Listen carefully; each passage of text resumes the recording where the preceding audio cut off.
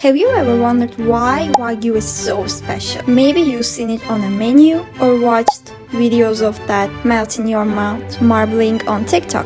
But what exactly is Wagyu and why people pay so much money for it? Let's break it down together. Today, Wagyu is one of the world's most expensive beef on earth. But do you know why Wagyu is so valuable and what makes it so famous and unique? I didn't either. So I got curious about it and did some research based on the official sources, some academic articles I read, and I summarized the details for you. Wagyu means Japanese cattle, but there was a time when meat wasn't consumed in Japan. Why? Because it was forbidden. Why? Before that, let's go back even further than that. Let's look at the 2nd century.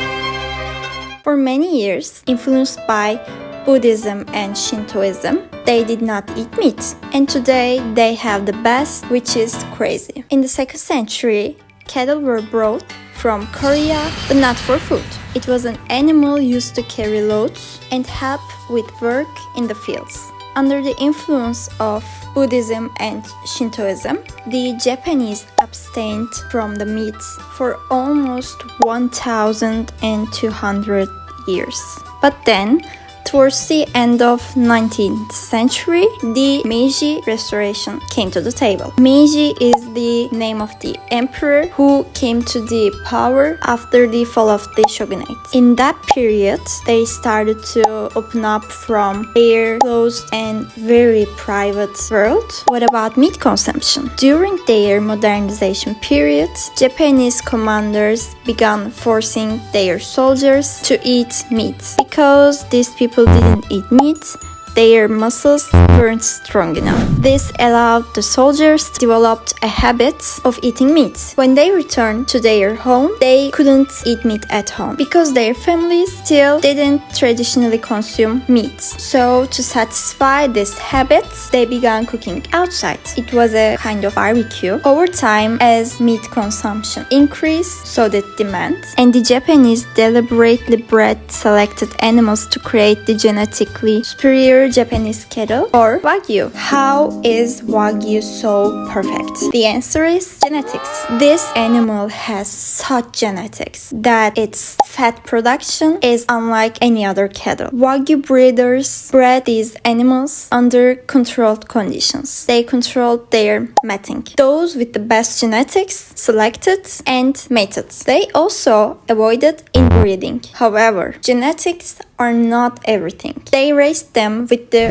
right nutrition. They massage these animals when necessary to prevent stress. They even feed them with beer and play music for nutritional support. Due to Japan's mountainous geography and limited space, these animals can't roam and graze freely. Therefore, producers go to great lengths to ensure their well-being. Alright, so genetics are on point, they are raised the right way, but here is the big question. Does every fatty meat taste amazing? Not really. The secret is something called MUFA's to SFA ratio. This is unsaturated fats and this is saturated fats. Imagine them as molecules with a little twist, like they got a fun curl in their shape, but saturated fats, on the other hand, are totally straight. And because they are straight, they pack together tightly, like a stack of Lego bricks. That makes them solid and harder to melt. And unsaturated fats, those twisted shapes don't line up perfectly. They leave little gaps, which means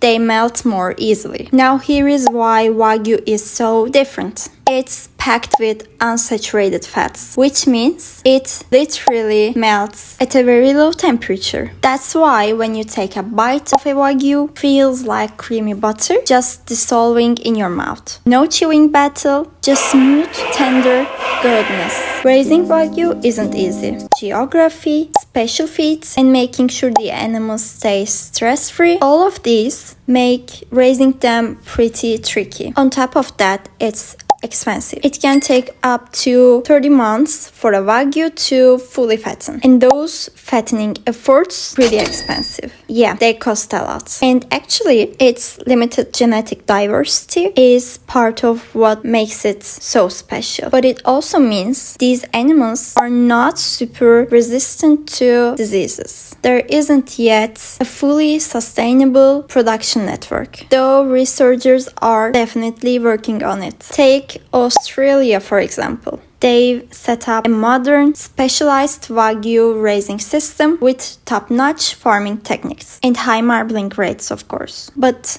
even there, costs are still sky high. So yeah, there are lots of challenges. Climate, weather, geography, long-term breeding, and raising labor costs all play a part. But despite all that, the meat's quality keeps it in a league of its own. So let's talk breeds. Wagyu isn't just one type of cattle. There are 4 main breeds in Japan: Japanese black, Japanese brown, Japanese shorthorn, Japanese hornless. But here is the twist. Wagyu isn't just categorized by breeds, it's also named after the region they raised. Kind of like wine or cheese, maybe. Some producers even brand their meats after the region, while others go for a more specific name. Did you know Japan has over 200 Wagyu brands, but some of them are the real stars, like Kobe beef or Miyazaki beef. But here is an example. Not every cow raised in Hyogo region is Kobe beef. To get that prestigious label, it has to be born in Hyogo. There is a quality standards and it should be certified. So we talked about breed, region, and now we'll get to quality. Yes, they grade them to show its quality. And while some different countries use their own quality system, the Japanese one is the most well-known. And it's based on 2 main things. First, productivity. Basically, how much usable meat comes from the cattle. This is graded as A, B, or C. A means the highest, B is average, and C is lowest. Second one is the quality. And this is where the details really matter. They look at the marbling, which is the fat inside the meat, the color and the shine of the meat, the firmness and the texture. Each of these scored from 1 to 5, and the lowest number decides the final grade. When you put productivity and quality together, you get grades like A5, B3, C1. That's why when you hear A5 Wagyu, it's considered the best of the best. That beautiful snow-like fat running through the meat is measured on the beef marbling standards, which is BMS, from 1 to 12. The higher the number, the richer and more buttery the bite. To reach the legendary A5 level, Wagyu needs at least BMS 8. And Kobe beef, it comes from Tajima cattle in Hyogo with strict rules. Minimum BMS 6 and high meat quality and only the best yield. That's why Wagyu looks like marble and melts like butter. Not every Wagyu you eat today is a real Wagyu. Authentic Wagyu from Japan is carefully documented. Every animal has a certificate of origin and even a unique nose print, like a fingerprint. And that's how you know. But here is the catch. Many restaurants and suppliers use names like Kobe beef or American Wagyu. They sound luxurious, but unless it's certified and comes from Japan, it's not true Wagyu. So you can always ask their certification. They have their own Wagyu Olympics. Every 5 years, Japan hosts a national competition where breeders present their finest cattle.